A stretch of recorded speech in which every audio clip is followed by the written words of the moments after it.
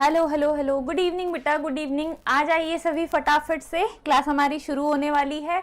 आज का जो टॉपिक है वो बड़ा ही इंपॉर्टेंट होने वाला है। आज हम करने वाले हैं विद्युत द्विध्रुव की अक्षीय स्थिति में स्थित किसी बिंदु पर विद्युत क्षेत्र की तीव्रता का सूत्र। तो जुड़ जाइए सभी फटाफट से, है ना। और मैसेज जरूर कर देना कि हाँ मैडम आवाज वगैरह सब कुछ ठीक है और आप आगे बढ़ सकते हैं। तो इम्पॉर्टेंट क्वेश्चन है बेटा, स्पेशली 12th स्टूडेंट्स, ये 4 मार्कर क्वेश्चन में आता है, तो ध्यान से अच्छे से प्यार से समझिएगा। हम करने वाले हैं विद्युत द्विध्रुव की अक्षीय स्थिति, है ना। विद्युत द्विध्रुव विद्युत द्विध्रुव, सबसे पहले द्विध्रुव होना भी तो चाहिए हमारे पास।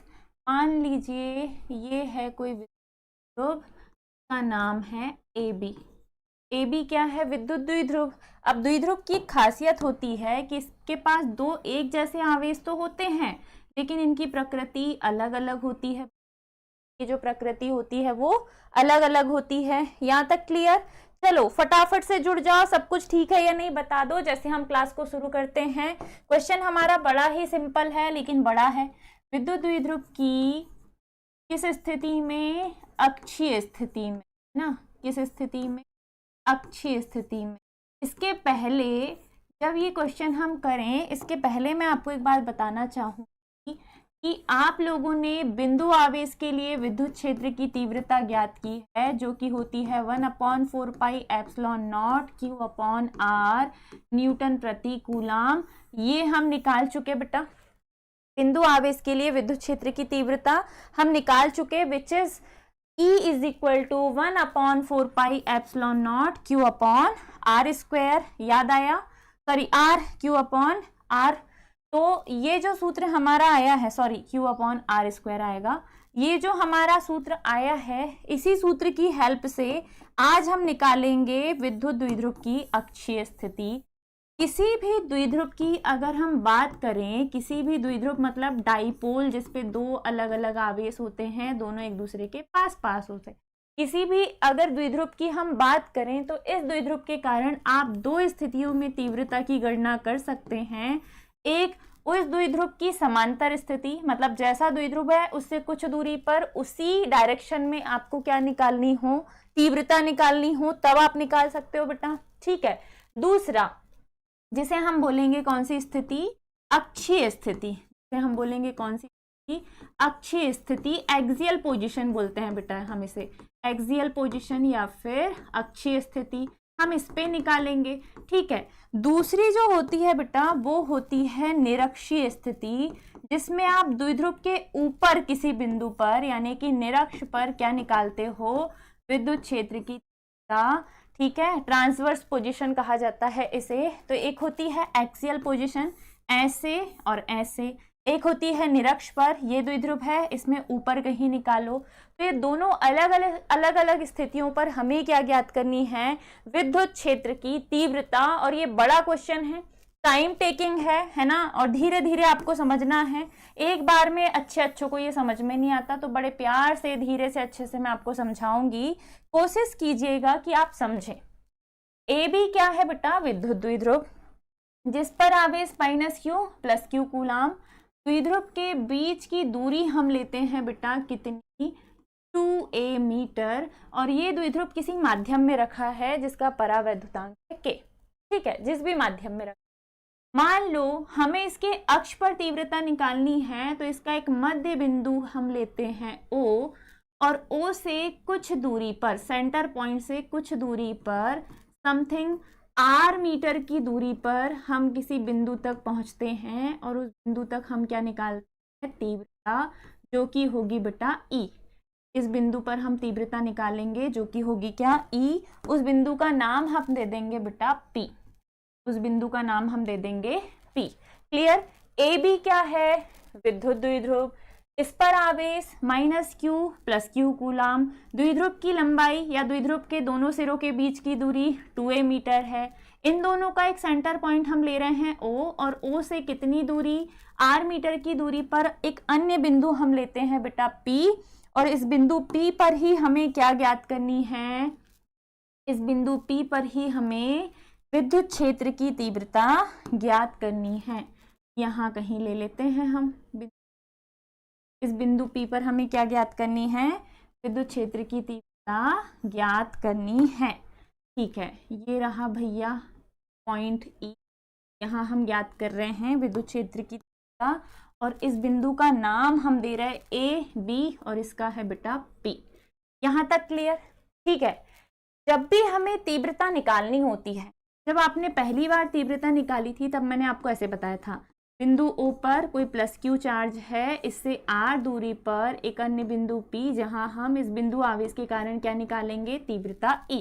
क्योंकि ये सिंगल आवेश था, एक आवेश के कारण बिंदु P पर हम क्या निकाल रहे थे, तीव्रता, और आपने अप्लाई किया था किसका नियम, कूलाम का नियम। ठीक है मैम सब, ओके ओके सर, ठीक है, थैंक यू सो मच।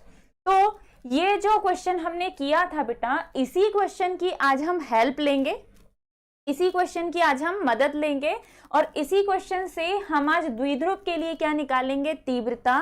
पूरा 40 से 50 मिनट का क्वेश्चन है ये, मतलब लंबा है थोड़ा सा, तो ध्यान से समझना, जो भी चीज समझ में ना आए पूछ लेना। चलो, अब यहाँ एक आवेश की जगह आप मान लो ये आवेश है, इससे कितनी दूरी, R दूरी, तो इससे यहाँ तक की दूरी हमें अभी नहीं पता कितनी है, लेकिन इतनी दूरी पर एक अन्य बिंदु क्या है, P, ये रहा बिंदु P, और यहाँ हम क्या निकालेंगे, तीव्रता। लेकिन ये तीव्रता E जो आपको दिखाई दे रही है, ये तो आप पूरे द्विध्रुव के कारण निकाल रहे हो, लेकिन सिंगल आवेश के कारण अगर निकालनी हो तो आप अलग मानोगे कि इस आवेश के कारण इस बिंदु पर तीव्रता क्या है, E1 है, इस आवेश के कारण इस बिंदु पर तीव्रता क्या है, E2। अब ये कैसे निकालें कि तीव्रता वहां है या नहीं है, तो आप मानो ये आवेश है -Q, ये आवेश है +Q, और यहाँ रहा बिंदु P, यहाँ हम आवेश मानेंगे Q0, यहाँ हम परीक्षण आवेश मानेंगे क्या, Q0। अगर Q0 प्लस चार्ज है तो इन दोनों के बीच में बल लगेगा, प्रतिकर्षण बल, लेकिन लगेगा जरूर। इन दोनों के बीच में भी बल लगेगा, कौन सा बल लगेगा, आकर्षण बल। और अगर बल लगेगा मतलब ये अगर इस आवेश को और इस आवेश को प्रभावित करेगा, मतलब आप तीव्रता भी आसानी से निकाल सकते हैं। ठीक है, बस अंतर सिर्फ इतना है कि ये दोनों आवेश पास पास है तो इनके बीच लगने वाला बल प्रबल होगा, और चूंकि इनके बीच लगने वाला बल प्रबल होगा तो तीव्रता का मान भी यहाँ क्या होगा, सर्वाधिक होगा, अधिकतम होगा, याद रखिएगा बेटा।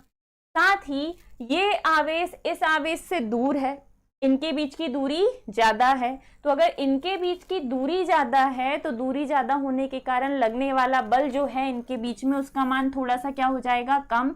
अगर बल कम है तो तीव्रता भी क्या होगी, कम। तो ये ऑब्जेक्टिव के क्वेश्चन हो गए। आवेशों के बीच की दूरी अधिक होने पर तीव्रता का मान कम प्राप्त होता है, आवेशों के बीच की दूरी कम होने पर तीव्रता का मान अधिक प्राप्त होता है। ठीक है, मान लो, माना +Q आवेश के कारण बिंदु P पर तीव्रता है बेटा E1, +Q आवेश के कारण बिंदु P पर तीव्रता है E1, -Q आवेश के कारण बिंदु P पर तीव्रता है E2। एक आवेश के कारण तीव्रता की दिशा दूर जाती हुई होगी क्योंकि प्रतिकर्षण बल लगेगा, दूसरे आवेश के कारण तीव्रता की दिशा पास आती हुई होगी क्योंकि यहाँ आकर्षण बल लगेगा। कौन सा बल लगेगा, आकर्षण बल लगेगा। यहाँ तक क्लियर? हमने माना है +Q आवेश के कारण तीव्रता है E1 और इसकी दिशा है B से P की ओर, दिशा है B से P की ओर।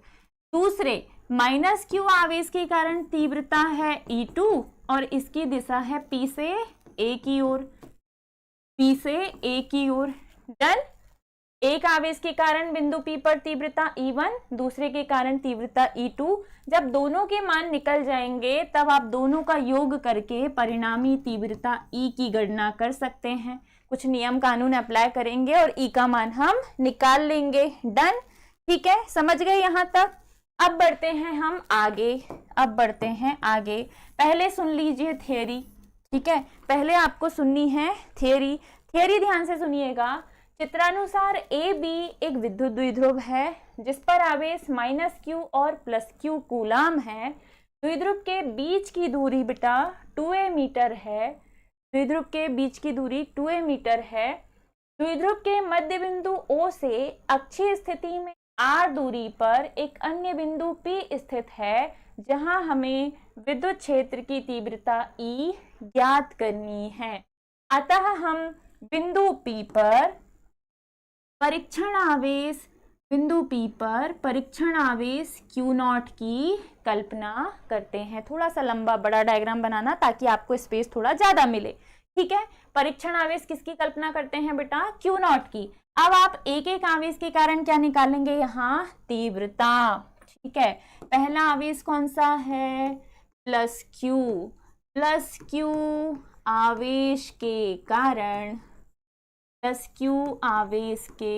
कारण बिंदु P पर तीव्रता। प्लस क्यू आवेश के कारण बिंदु P पर तीव्रता। पहली तीव्रता जो आपने मानी है वो क्या है बेटा? E1। और तीव्रता का सूत्र होता है 1/4πε0। आवेश जो है वो और बटे में r², उस आवेश से अन्य परीक्षण आवेश तक की दूरी। E1 सदिश राशि है।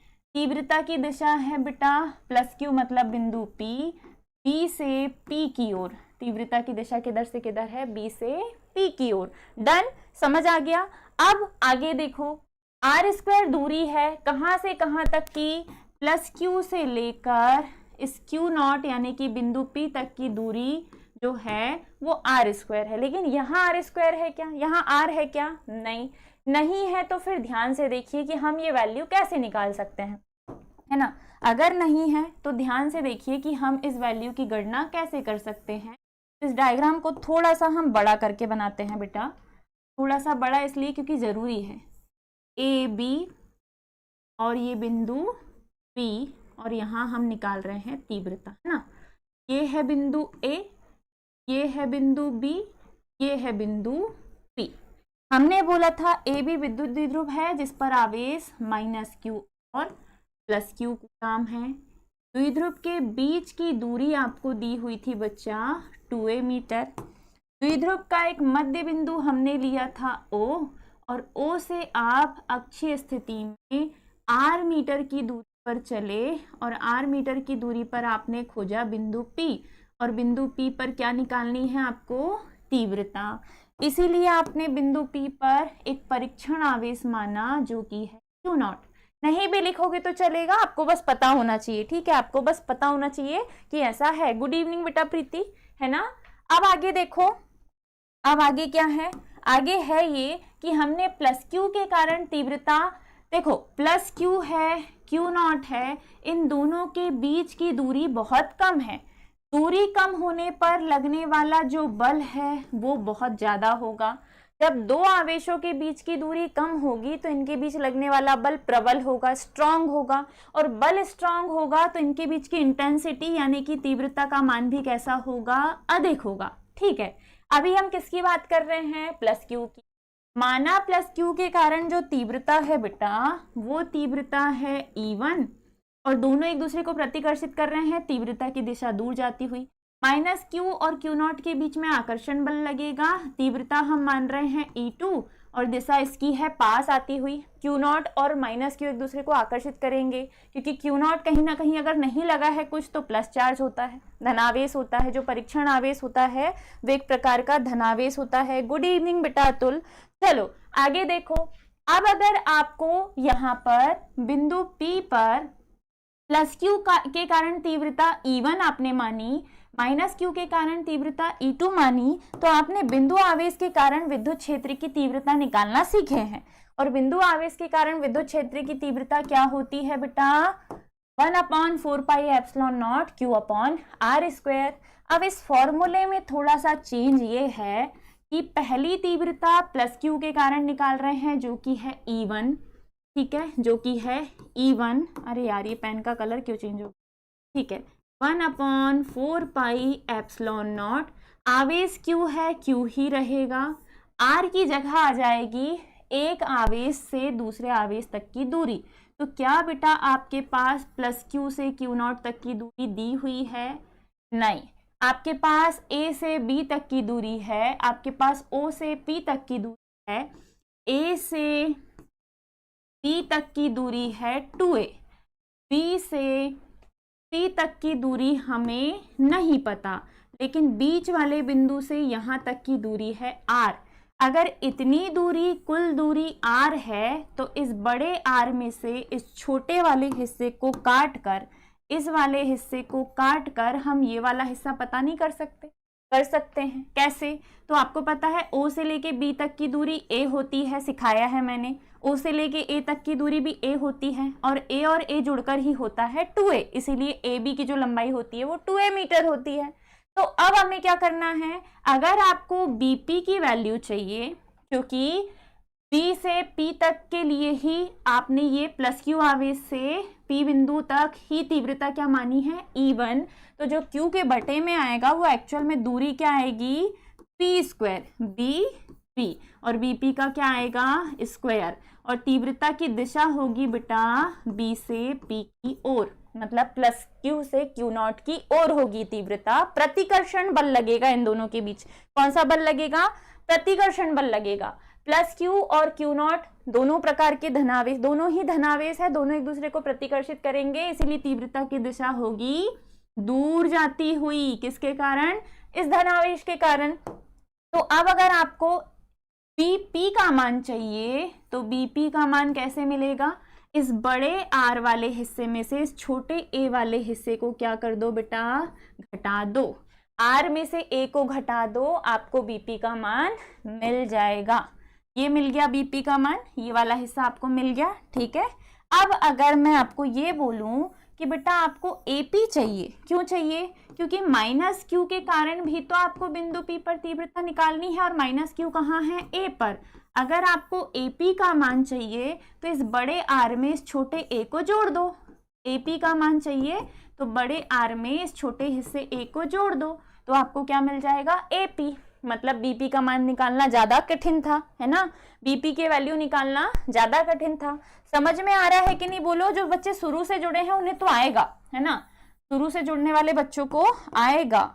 चलो देखो, अब अगर हमें AP का मान चाहिए, ये रहा AP का मान चाहिए, तो इस R में इस छोटे हिस्से को A को जोड़ना पड़ेगा, क्योंकि 2a का मतलब है आधा A पूरा क्या हो जाएगा, 2a। डन, समझ आ गया यहाँ तक। अब आप इनकी वैल्यू रखिए, कैसे, तो देखिए, अगर मैं ये बोलूं कि BP का मान है बेटा E1 1/4 pi epsilon naught, Q upon BP का मान क्या है, R माइनस A, और R माइनस A का क्या है, होल स्क्वायर। तो कोई दिक्कत, ये हो गई तीव्रता E1 और इसका मात्रक होगा न्यूटन प्रति coulomb. That is equation number 1, that is equation number 1। यहाँ तक कोई डाउट नहीं। अब आगे बढ़ो, अगली जो तीव्रता है बेटा वो है किसके कारण, माइनस Q आवेश के कारण, माइनस Q आवेश के कारण बिंदु P पर तीव्रता, बिंदु P पर तीव्रता। अभी आपने प्लस के कारण निकाली, अब आप माइनस के कारण निकालिए। माइनस Q आवेश के कारण क्या निकालेंगे, अब हम बिंदु P पर तीव्रता। सेम ऊपर के जैसा, बस आपने माइनस के कारण जो तीव्रता मानी है वो क्या है बेटा, ये माइनस Q के कारण तीव्रता क्या है, E2। माइनस Q के कारण तीव्रता क्या है, E2। तो जो E2 है, E2 बराबर हो जाएगा, same formula, 1/4 pi epsilon naught. Q है, Q ही रहेगा, हम इसकी प्रकृति नहीं लेते। BP की जगह अब हो जाएगा डिस्टेंस कितना, AP, तो सीधे लिख दो AP, और AP का क्या कर दो, स्क्वायर। अब आपको बार बार ये फॉर्मूला पूरा लिखने की जरूरत नहीं है, डिस्टेंस आप बढ़िया से लिख सकते हो देखकर। अब इसे आगे बढ़ाते हैं हम। आगे कैसे बढ़ाएं, तो आगे ऐसे बढ़ाएंगे, E2 चाहिए 1/4 पाई एप्सिलॉन नॉट है, Q है, लेकिन AP का मान कितना है, R प्लस A, और इसका हो जाएगा होल स्क्वायर। दैट इज समीकरण नंबर 2 नहीं, दैट इज समीकरण 2 नहीं, ये है भैया न्यूटन प्रति कूलाम, इक्वेशन नंबर 2। समीकरण 1 में प्लस Q आवेश के कारण तीव्रता निकली है, समीकरण 2 में माइनस Q आवेश के कारण तीव्रता निकली है। दोनों तीव्रताओं के मान आ चुके हैं, दोनों तीव्रताओं के मान अलग अलग हैं देखो, और इनकी जो दिशाएं हैं वो भी परस्पर कैसी है, अलग अलग। तीव्रताओं के मान भी अलग अलग हैं, तीव्रताओं की दिशाएं भी अलग अलग है। अब अगर मैं इसे अगले पेज में लिखूं, है ना, तो E1 बराबर आया है बेटा 1/4 pi epsilon naught Q upon R minus A का स्क्वायर। E2 बराबर आया है 1/4 pi epsilon naught Q upon R plus A का स्क्वायर। मैं ये जो रिपीट स्टेप मैंने लिखी है आपको नहीं लिखनी, आपको इसके नीचे तुलना करनी है ना, आपको इसके नीचे क्या करनी है, तुलना। समीकरण 1 व 2 से स्पष्ट है कि तीव्रताओं के परिमाण, मतलब जो सूत्र आए हैं वो परिमाण व दिशाएं परस्पर विपरीत हैं,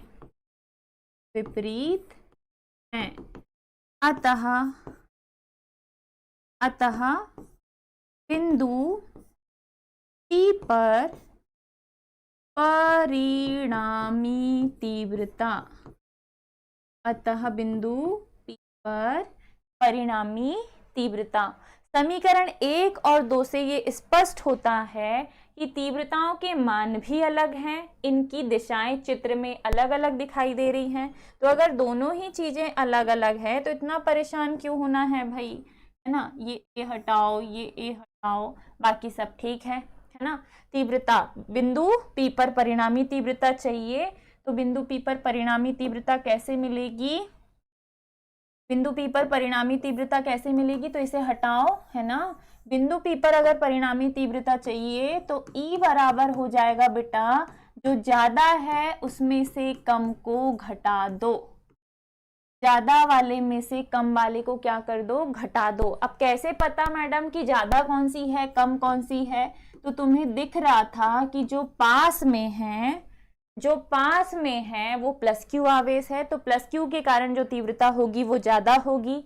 दूर वाला जो चार्ज है वो माइनस क्यू है, तो माइनस क्यू के कारण जो तीव्रता होगी वो कम होगी। क्या कोई दिक्कत परेशानी, ये वाला जो हिस्सा है इसे यहां से हटा देते हैं, हटा दो भैया। डन, अब समझ में आ रहा है। अब मैं इसे मिटा भी देती हूँ ताकि आपको कोई दिक्कत ना हो। चलो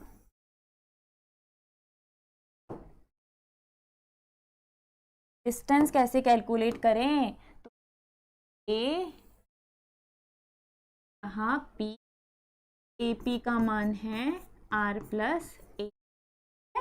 चलिए ये पूरा चित्र है, ये पूरा डायग्राम है और ये नीचे हमने सॉल्व किया है। अब मान रखते हैं बेटा, मान कैसे रखना है, तो E1 का मान अब भी निकाला है आपने 1/4 pi epsilon naught Q upon R minus A का स्क्वायर, ठीक है, Q upon R minus A का square. Next R minus A का स्क्वायर, बीच में क्या है बेटा माइनस। E2 का मान क्या है 1/4 pi epsilon not, 1/4 pi epsilon naught Q upon R plus A का स्क्वायर। अब कुछ कॉमन निकल सकता है, बिल्कुल निकल सकता है। क्या निकल सकता है बेटा, जो कॉमन निकल सकता है कॉमन निकालो।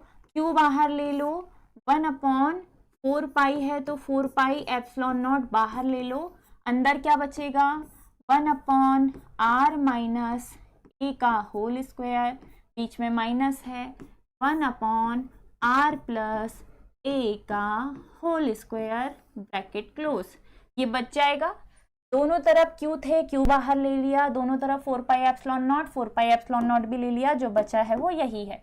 सॉल्व करते हैं, बढ़िया फॉर्मूला लगाइए यहाँ, Q upon 4 pi epsilon not, दोनों तरफ का एलसीएम लोगे तो एलसीएम आएगा R minus A, R R R square, A A A square इस पूरे का होल स्क्वायर होगा। यही नहीं समझ में आया मैडम, चलो कोई नहीं।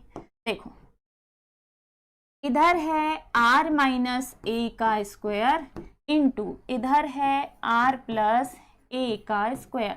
माइनस से माइनस कैंसिल, प्लस वाले को ऊपर फेंको तो आ जाएगा r प्लस ए का स्क्वायर, बीच में माइनस, प्लस से प्लस कैंसिल, माइनस वाले का एक में गुणा किया तो r माइनस ए का स्क्वायर, ब्रैकेट क्लोज, डन।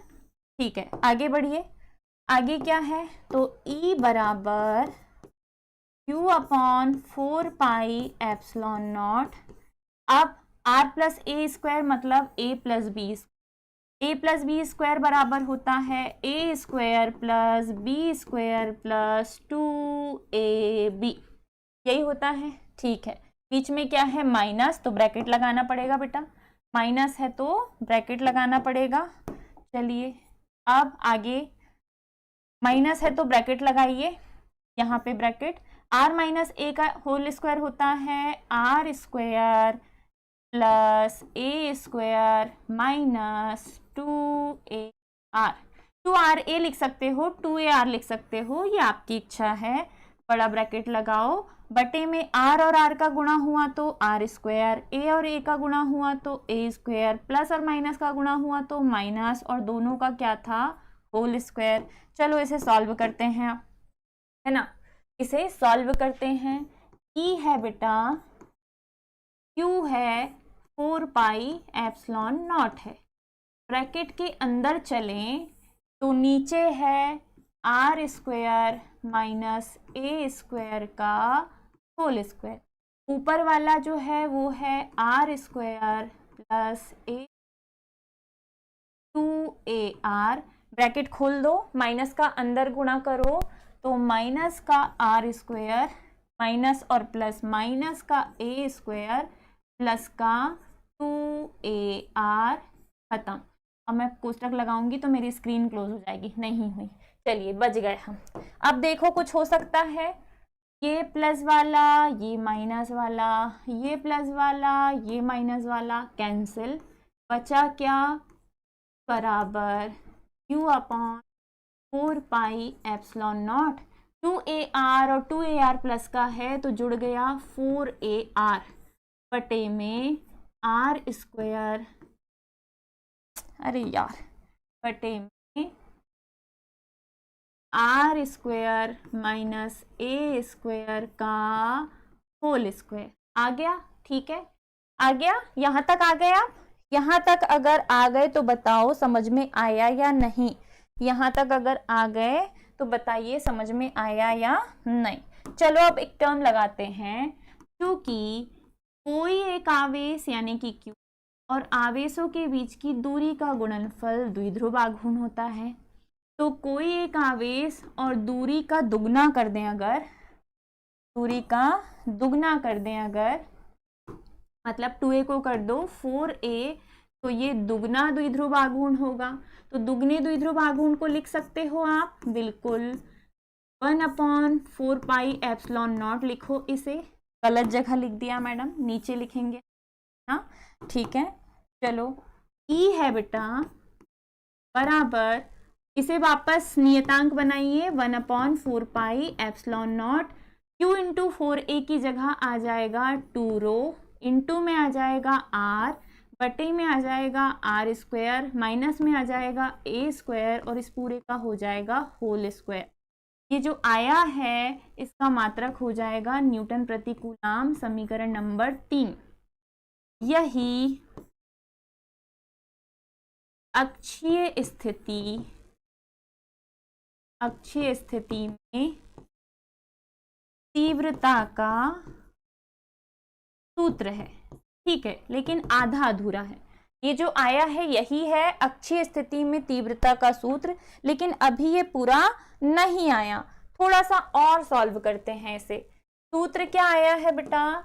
सूत्र आया है E बराबर 1/4 pi epsilon naught 2 rho r upon में r square minus a square का होल स्क्वायर, न्यूटन प्रति कूलाम, समीकरण नंबर 3। ये हमारा रहा फॉर्मूला जो आखिरी में आया है, मैंने इसे लिख दिया है ना एज इट इज। अब आप तुलना कीजिए, ठीक है, अब आप तुलना कीजिए। क्या तुलना करना है? आपके पास जो डायग्राम है उसमें द्विध्रुव है ए बी और ए बी के बीच की दूरी ही है 2a, सेंटर पॉइंट O है और O से R दूरी पर है बिंदु P जहां हमें तीव्रता की गणना करनी है। शुरू वाला डायग्राम, ठीक है। अगर हम ये माने कि O से B तक की दूरी A है, O से A तक की दूरी A है, तो ये A वाला हिस्सा इतू सा है जबकि R वाला हिस्सा इतना बड़ा है। शुरू वाला चित्र देख लेना, है ना। O वाला जो A वाला जो हिस्सा है वो छोटा सा है, R वाला हिस्सा बड़ा हो गया बेटा। तो हम मानते हैं क्या, यदि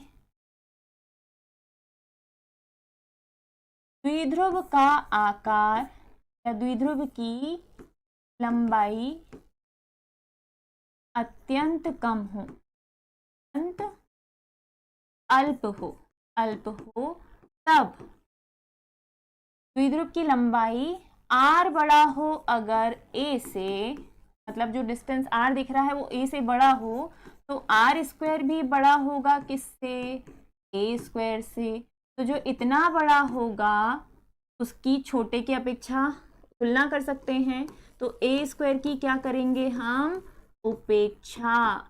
a स्क्वायर की उपेक्षा करने पर अगर हम ये कहें, और एक बात और बेटा, ये जो फ्री क्लासेस अभी यूट्यूब पे चल रही हैं, अभी जो हमारे लेक्चर फ्री हम चला रहे हैं, ये अब हो जाएंगे पेड। जिन जिन बच्चों को सब्सक्रिप्शन लेना है वो ले सकते हैं, है ना। बहुत कम पैकेज में हम ऑफर चला रहे हैं। आपको कोई क्यूरी हो तो सामने नंबर आ रहा है 7024066348, इस पे आप मैसेज या कॉल कर सकते हैं। आपकी सारी क्यूरीज का निदान कर लिया जाएगा, है ना। तो हम बहुत ही जल्द पैड करने वाले हैं। तो अगर आप लोग चाहते हैं कि आपकी क्लासेस डेली हो, यूट्यूब पे भी आएंगे बट रोज रोज नहीं आ पाएंगे, अल्टरनेट 3 डेज 4 डेज, और वो भी रेगुलर लेक्चर नहीं ला पाएंगे, इट्स डिलेड, है ना। और सिलेबस वहाँ जल्दी जल्दी होगा और अच्छे से होगा। वहाँ आपको टाइमली क्लासेस ली जाएंगी, आपको नोट्स दिए जाएंगे, आपके डाउट्स सॉल्व किए जाएंगे, डाउट सेशन रखा जाएगा, गूगल मीट सेशन रखा जाएगा। अगर आप लोग ऑफलाइन ज्वाइन कर सकते हैं तो प्लीज़ कर लीजिए, ऑफलाइन क्लासेस स्टार्ट हो गई है, लोकेशन आप सभी को पता है। और फिर भी अगर कोई दिक्कत परेशानी हो तो आप लोग मैसेज कर सकते हैं। तो मैं आपको बता दूं कि अब ये क्लासेस होने वाली हैं पेड, है ना, सब्सक्रिप्शन बेस हम करने वाले हैं। तो जल्दी जल्दी 2 दिन के अंदर आपको रजिस्ट्रेशन करवा लेना है, फिर हम ये फ्री लेक्चर्स कर देंगे बंद, ठीक है। फिर ये जाएगा काय पे? सब्सक्रिप्शन बेस पे। जिनके पास नोटिफिकेशन जाएंगे केवल वही बच्चा देख पाएगा। चलो, आर स्क्वायर बड़ा मान लिया ए स्क्वायर से, तो ए स्क्वायर की क्या करेंगे? उपेक्षा, और हम लेंगे समीकरण 3। समीकरण 3 में ही ये सब करना है, ठीक है। समीकरण 3 है E बराबर 1/4 pi epsilon naught 2 rho r के बटे में r square minus a square का होल स्क्वायर। अब इसे और क्या कर सकते हो? तीव्रता सदिश राशि है बेटा, 1/4 pi epsilon naught 2 rho r square minus 0 का होल स्क्वायर। क्योंकि स्क्वायर की क्या कर दिए? उपेक्षा, उसे वहां से हटा दो, उसे नगण्य मान लो, उसकी उपेक्षा कर दो, तो 1/4 pi epsilon naught 2 rho r के बटे में r की पावर 4 हो जाएगी। r की पावर 4 का मतलब होगा कि एक r से एक r कैंसिल, बचा क्या? 1/4 पाई एप्सिलॉन नॉट 2 रो, और r की पावर कितनी? 3, और मात्रक हो जाएगा न्यूटन प्रति ग्राम।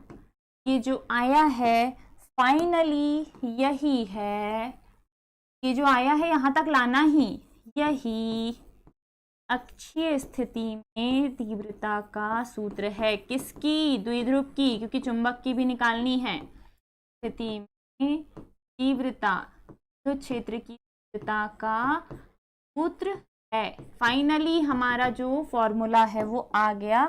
बड़ी ही मिन्नतों के बाद, बड़ा टाइम लेने के बाद हम हमारे आखिरी पड़ाव पर आ गए। किसे किसे समझ में नहीं आया बताएं जरा, है ना, आते जाते रहते हो तुम लोग, कहाँ से समझ में आएगा। ठीक है, चलो फटाफट से बताओ समझ में आया है या नहीं। चलो शुरू से देखते हैं। क्वेश्चन हमारा था विद्युत द्विध्रुव के लिए में तीव्रता का सूत्र। आपने एक विद्युत द्विध्रुव लिया ए बी, जिस पर आवेश लिए -q + q कूलाम, द्विध्रुव की लंबाई मानी 2a मीटर, द्विध्रुव के मध्य बिंदु से अक्षीय स्थिति में r दूरी पर एक अन्य बिंदु P लिया और P पर ही हमें क्या ज्ञात करनी है, तीव्रता। हमने देखा कि चूंकि हमारे पास द्विध्रुव है, मतलब आज सिंगल आवेश के कारण तीव्रता नहीं निकालनी, तो हमने पहले +q आवेश के कारण बिंदु P पर तीव्रता E1 मानी, -q के कारण बिंदु P पर तीव्रता E2 मानी। तो एक एक एकांक आवेश के कारण तीव्रता का सूत्र निकालना आप सीख चुके हो, पहले छोटा सा क्वेश्चन हमने माना किया है। तो +q के कारण जो तीव्रता E1 है, अगर वो चाहिए तो सूत्र होगा 1/4πε0 q/r²। +q से इस बिंदु P तक की दूरी क्या है, तो दूरी है BP और BP का मान है r-a। तो आपको r की जगह जो डिस्टेंस है वो क्या लेना पड़ेगा बेटा, r-a। पहले लिखो BP, उसका मान लिखो r-a। सूत्र में वर्ग था, यहाँ भी वर्ग ही आएगा। अब ये जो आया है न्यूटन प्रति कूलाम समीकरण 1, यही है बिंदु आवेश के लिए विद्युत क्षेत्र की तीव्रता का सूत्र। ठीक है, ये जो आया है यही है बिंदु आवेश के लिए तीव्रता का +q आवेश के कारण तीव्रता का सूत्र। अब -q के कारण तीव्रता निकालो बिंदु P पर, जो कि होगी ये -q से q0, यानी कि बिंदु P तक की दूरी है AP। तो इसी फॉर्मूले में लिख दो AP और AP का मान रख दो बेटा r+a। ये जो आया है ये -q के कारण आ गई। अब हमने देखा कि ये वाला आवेश इसके ज्यादा पास है, ये इससे ज्यादा दूर है। पास वाले के कारण तीव्रता ज्यादा होगी, दूर वाले के कारण कम। तो ज्यादा में से कम को क्या कर देंगे, घटा देंगे, तब आपको मिल जाएगी परिणामी तीव्रता E। है, तो ज्यादा यानी कि E1 में से E2 को घटाओ, E1 का मान ये, E2 का मान ये, जो जो कॉमन निकल रहा है वो कॉमन निकालो। यहाँ से Q कॉमन आ गया, यहाँ से 4πε0, जो बचा है वो है r-a², बीच में माइनस, इधर बचा है r+a²। दोनों का एलसीएम लिया, जैसे का तैसा n2 में लिख दिया। माइनस वाले से माइनस वाले को काटा, प्लस वाले का 1 में गुणा किया, प्लस वाले से प्लस वाले को काटा, माइनस वाले का 1 में गुणा किया। ये है a+b², ये a-b², इसको खोल के लिख दीजिए, बीच में माइनस का चिन्ह है इसीलिए इधर ब्रैकेट लगाना पड़ेगा। माइनस का गुणा ब्रैकेट के अंदर करोगे तो r और a माइनस के हो जाएंगे और जो 2ar है वो प्लस का हो जाएगा, और बटे में ये जो है r² a और a² माइनस प्लस माइनस और इन सभी का होल स्क्वायर। अब इसे सॉल्व करो बेटा, प्लस प्लस वाले माइनस माइनस वाले कैंसिल, 2ar प्लस का है 4ar, बटे वाला जैसे का तैसा। अब हमने एक सूत्र पढ़ा है कि कोई एक आवेश और आवेशों की विद्युत द्विध्रुव में उपस्थित कोई एक आवेश, आवेशों के बीच की दूरी का गुणनफल द्विध्रुव आघूर्ण होता है। तो अगर दूरी को दुगना कर दें तो द्विध्रुव आघूर्ण भी दुगना हो जाएगा, है ना, द्विध्रुव आघूर्ण भी दुगना हो जाएगा। इस स्थिति में हमने Q × 4a की जगह लिख दिया 2ρ, इसे बना दिया वापस से नियतांक इंटू r, बटे में ये जो आया है ये तीव्रता का सूत्र है, लेकिन ये पूरी तरह नहीं है। इसे और थोड़ा सॉल्व करते हैं।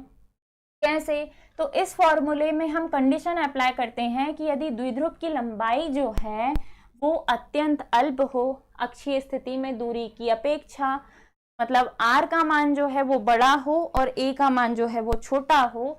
r बड़ा होगा a से तो स्क्वायर वाला बड़ा होगा स्क्वायर से, स्क्वायर r² बड़ा होगा तो a² की उपेक्षा कर सकते हैं। a² की उपेक्षा करना मतलब उसे नगण्य मानना, तो बचेगा सिर्फ r² और r² का क्या है, होल स्क्वायर।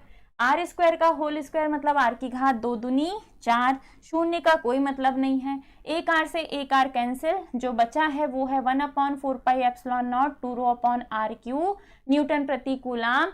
यही है बेटा विद्युत द्विध्रुव की अक्षीय स्थिति में विद्युत क्षेत्र की तीव्रता का सूत्र, जो कि है लंबा, थोड़ा सा डिफिकल्ट, लेकिन बनेगा, अगर आप करेंगे तो बनेगा, है ना, कोई इतना ज्यादा दिक्कत परेशानी वाली बात नहीं है।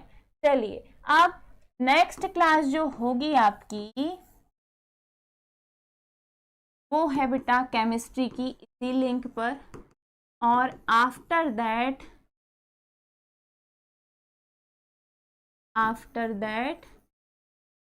Biology. It is a break time ना है भैया, ब्रेक टाइम मुझे नहीं पता सर कितनी देर में वाले हैं, 5 से 10 मिनट में शायद आ सकते हैं। तो चलिए बेटा हम आपसे यही विदा लेते हैं, चलते हैं, है ना। अगली क्लास में फिर आपसे मुलाकात होगी जिसमें हम पढ़ने वाले हैं बायोलॉजी, और बायोलॉजी में आज हम पढ़ेंगे गुरु बीजाणु जनन। ठीक है, इंपॉर्टेंट है, बढ़िया है, जिसमें हम बीजांड की संरचना भी देखेंगे। तो चलिए बढ़िया से देख के तैयारी प्रैक्टिस करनी है, लिख लिख के देखना है अच्छे से, पढ़ोगे तो बनेगा, नहीं पढ़ोगे तो नहीं बनेगा। ख्याल रखिएगा अपना, स्वस्थ रहिए, मुस्कुराते रहिए, जुड़े रहिए सरल एकेडमी के साथ। अगर आप नए हैं चैनल